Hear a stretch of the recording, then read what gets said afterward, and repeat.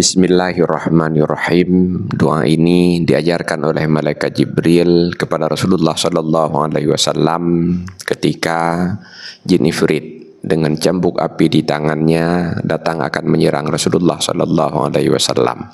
Setelah Rasulullah membaca doa ini, maka jin ifrit tersungkur di atas wajahnya dan cambuk apinya pun padam. Doanya adalah A'udzu binuri wajhillahi wa kalimatihi tammatil lati la yujawizuhunna barru wala fajir min syarri ma dzara'a fil ardi wa ma yakhruju minha wa min syarri ma yanzilu minas sama'i wa ma ya'ruju fiha wa min syarri fitanil laili wan nahar wa min syarri tawarikil laili wan nahar illa tariqan yatruku bi khair ya Rahman.